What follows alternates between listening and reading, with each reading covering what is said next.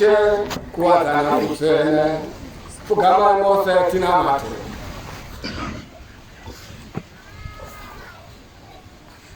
muna matu waishe baba kwena udenga ngari wateno chene stabu umambo wako ngauye ura wako ngapite panika ufanana sejita udenga tipe maskaza yenu ramaswa na maswa tiregerere ngosha zenu ufanana Yesu tioregera aho ano tazira Yesu reba tipinza pakwezwa timonese pashakaipa no kutuma mbuyo wako na masinganda ako no uchenende wako uzamara ebesingape. Amen. Mwari una masimba ose inoti moyese zake pauli no kwanika kose kunofikana mwenyewe basima chino chagabana pauli na atakufunga kwemuwa yenu na kufemera kwemuwa wakumutene kuti tiko kudataka kwana nistarako zenu chirumbize loko kafanira nikirena Yesu Kristo wetu. Amen. Nirawo ya Mwari inekuru notera tire kwangu mchiti ishe tibatene sisi tipe moyo ya kuchengeta nirawo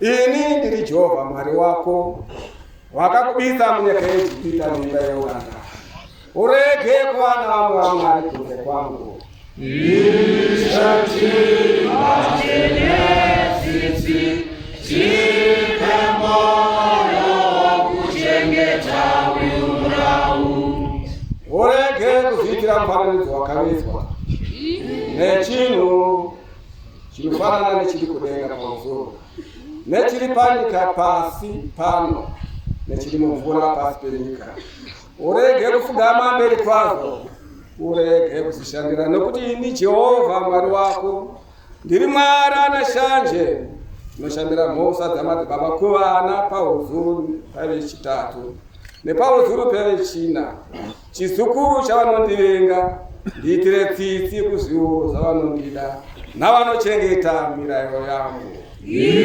ishati vatene tsitsi tipe moyo kuchengeta wiurau urege kutamba nezara Jehova Mwari wako nekuti Jehova angarege kumupa mhosa uyu anowanikwa achitamba nezita rake ishati vatene tsitsi tipe moyo kuchengeta wiurau funga musi weSabata kuti uite mutsene unogoshanda nemisi mitanhatu uite ose mabasa ako asi musi wechinomwe Sabata raJehovha Mwari wako usaita rimwe basa nawo iwe nomwanakomana wako nomwanasikana wako nomuranda wako nomurandakazi wako nemombe zako nemwenzi ari pakati pamasoguro ako nokuti nemisi mitanhatu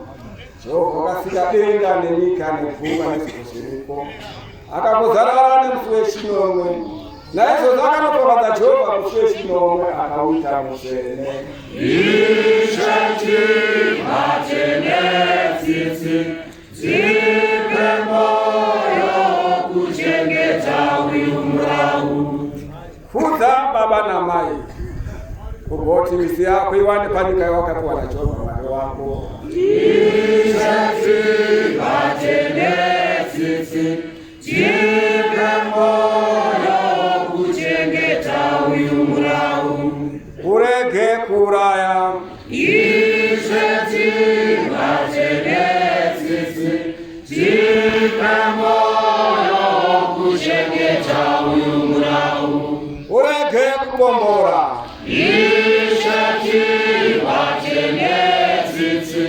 tipe moyo kuchengeta wiurau urege kuba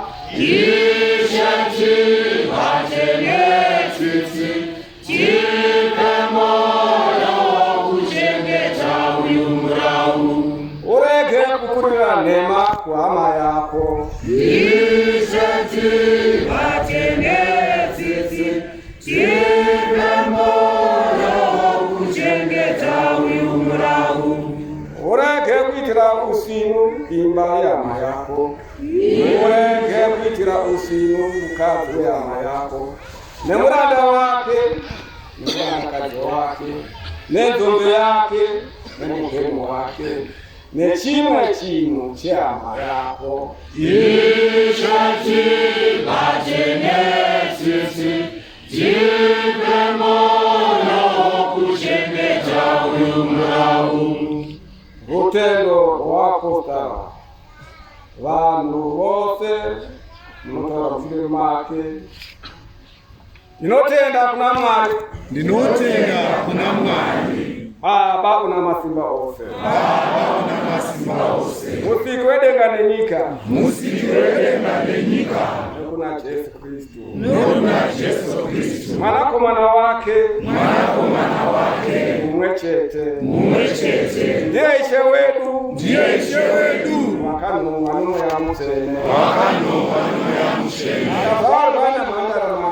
akazalwa na Mandara Maria, akazwa kurwadza, pasi pa Pontius Pilato, akarorerwa pamuchinjikwa,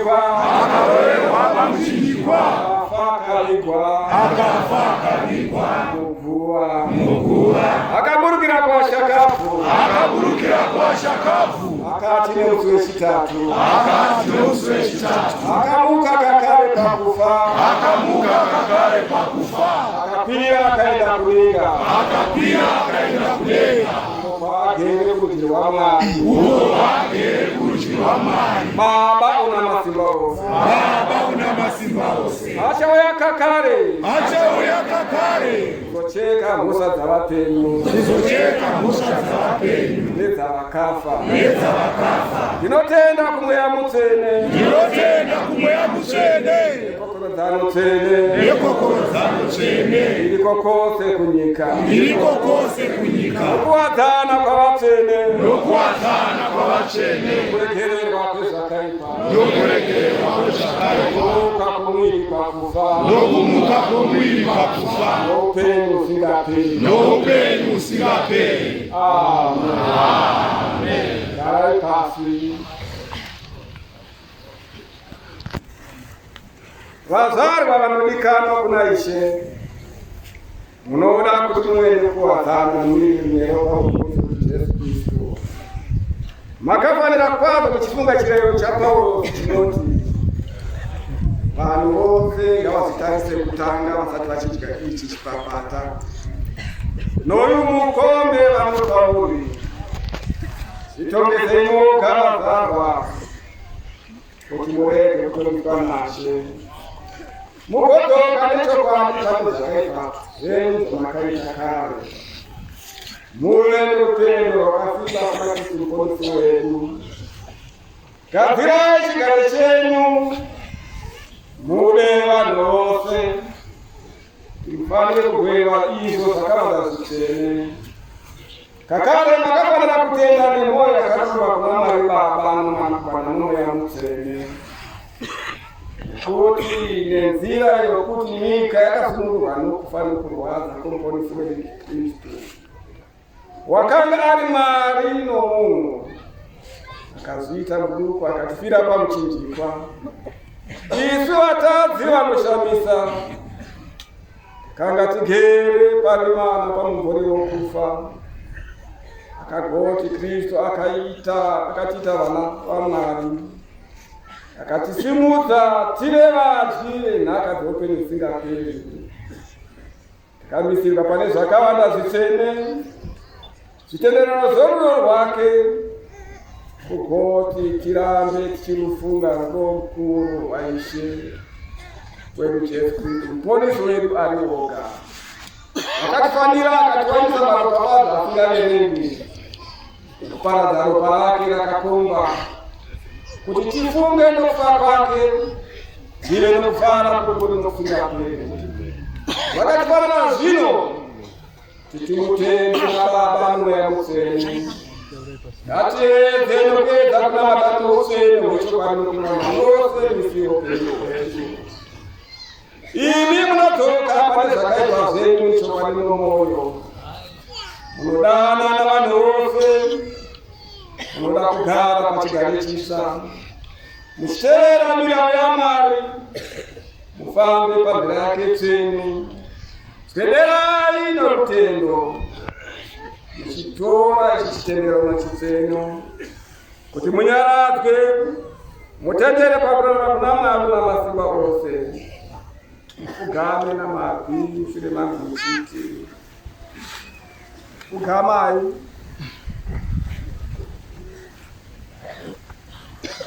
Mwari una masimba ose. Mwari una masimba ose. Baba weshe wedu Jesu Kristu. Baba weshe wedu Jesu Kristu. Muiti wezvinhu zvose. Muiti wezvinhu zvose. Mucheki wavanhu vose. Mucheki wavanhu vose. Tinozvitenda. Tinozvitenda. Tinozvichemera. Tinozvichemera. Tinozvichemera zvakaipa zvedu. Tinozvichemera zvakaipa zvedu. Zvizhinji zvatakaita. Zvizhinji zvatakaita. Nokutadza nokuipa. Nokutadza nokuipa. Nguva nenguva. Nguva nenguva. Nokufunga nokutaura. Nokufunga nokutaura. Tsika dzedu. Netsika dzedu. Hauri ukuru hwomwari wako. Hauri ukuru hwomwari wako. Takazimutsira hasha dzako. Takazimutsira hasha dzako. Nokutsamwa kwako. Nokutsamwa kwako. Kwakafanira. Kwakafanira. Tinodzoka nechokwadi. Tinodzoka nechokwadi. Tine tsitsi dzomwoyo. Tine tsitsi dzomwoyo. Nezvikanganiso zvedu. Nezvikanganiso zvedu. Zvinorwadza kana tozvifunga. Zvinorwadza kana tozvifunga. Kurema kwazvo hatingakutakuri. Kurema kwazvo hatingakutakuri. Tiitire tsitsi. Tiitire tsitsi. Tiitire tsitsi. Tiitire tsitsi. Baba une tsitsi dzisingaveremi. Baba une tsitsi dzisingaveremi. Tiregerere zvose zvakapfuura. Tiregerere zvose zvakapfuura. Nenzira yemwanakomana wako. Nenzira yemwanakomana wako. Ishe wedu Jesu Kristu. Ishe wedu Jesu Kristu. Ita kuti tirambe tichikunamata. Ita kuti tirambe tichikunamata. Tichikutendisa. Tichikutendisa. Nechigare chitsva. Nechigare chitsva. Zvino nenguva dzose. Zvino nenguva dzose. Kugoti kurukupidzwe. Kugoti kurukupidzwe. Kutsveniswe zita rako. Kutsveniswe zita rako. Nenzira yaJesu Kristu Ishe wedu. Nenzira yaJesu Kristu Ishe wedu. Amen. Garai pasi.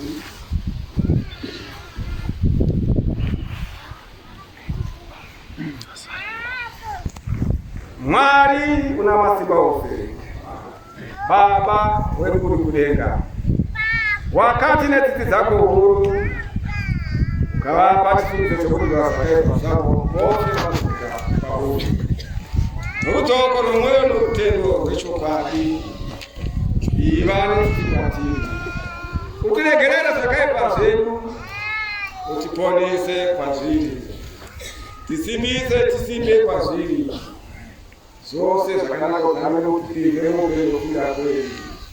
Nenzira yaJesu Kristu Ishe wedu. Amen. Amen.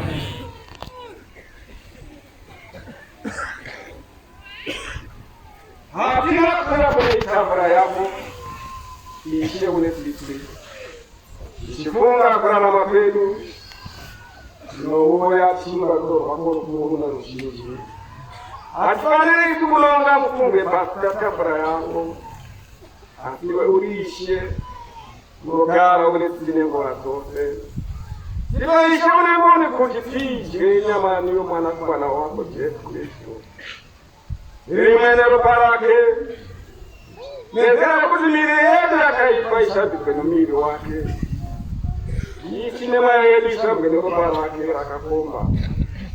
Tigare pari naye agare kwatiri. Kutamarare kwetsina upone.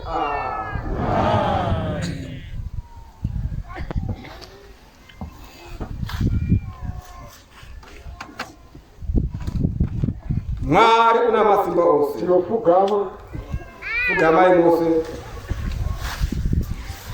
Fugamai mose.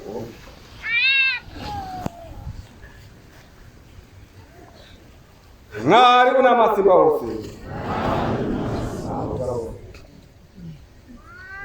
Mwari una masimba ose.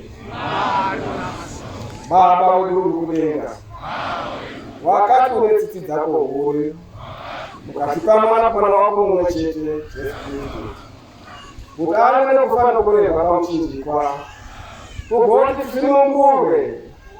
Wakati nekupira kwake kwakaita kwazo. Akaita ramamba akazadzisika nomuripo wakakwana. Nenzira zvakaitwa zvayo yose nyika. Wakati kakara akatimisira chifukiso chisingaperi chokufa kwake. Akadaro muevhangeri yake tsvene kuti ngatiichengete adzamare radzoke kakare. Tinokunyengetedza Baba une tsitsi kuti utinzwe ita kuti isu tinozigamuchira izvi zvinhu zvako chipapata newaini nokumitirwa kutsvene kwemwanakomana wako Jesu Kristu muponesi wedu. Tinozigamuchira kuti tipote tichizvifunga nokufa kwake nokurema kwakakanzwa. Ita kuti tive vagoverwi vomuviri wake wakanofadzwa neropa rake rakanofadzwa. Akati naye usiku akapirwa maropa wavengi, akatora chipapata, akagota atenda, akachimedura, achigovera vadzidzi vake achiti, torai mudye, ichi muviri wangu wakapirwa imi. Itai nokufunga. Akati kakare chile kwechirayiro. Akatora mukombe akagota atenda. Akavapa achiti, imwai mose kwauri. Nokuti ropa rangu richitakururisa. Rakaparadzwa nenzira yenyu navazhinji. Kugovapo kuregererwa kwezvakaipa. Itai izvi kana muchimwa mundifunge. Hymn 24. Hymn 24.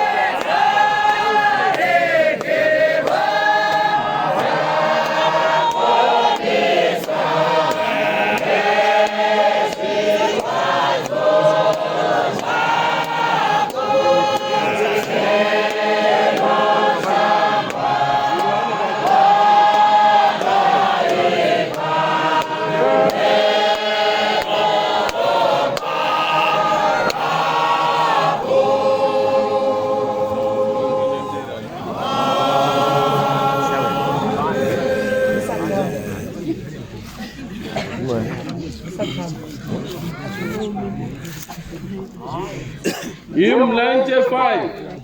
Hymn 95.